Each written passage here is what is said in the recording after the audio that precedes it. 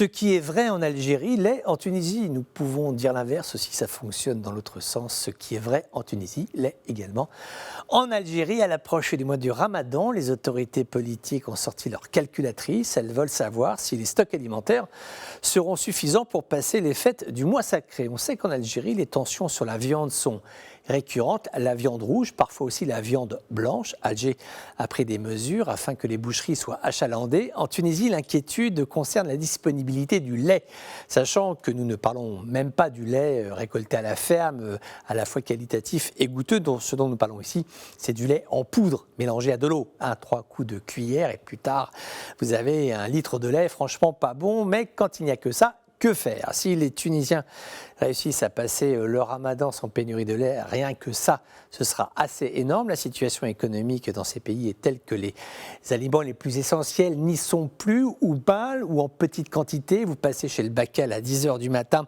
il y a du lait, vous revenez à 18h, il n'y en a presque plus. Le drame est terrible à 2 égards. La résilience des populations.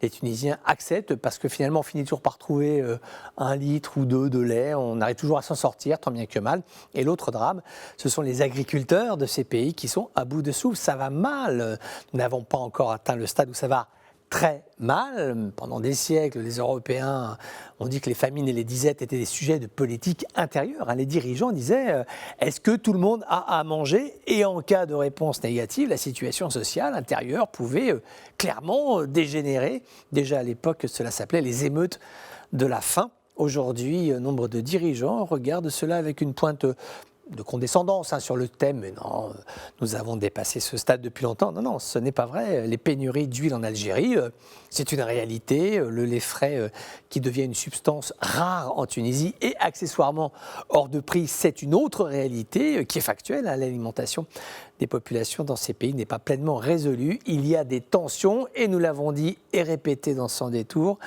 L'attitude consistant à mépriser le monde agricole, ne pas s'y investir, puiser les ressources au point de s'y épuiser, eh bien, il y a un moment donné où ça ne passe plus, ça bloque, les étals des magasins se vident et l'heure des pénuries commence.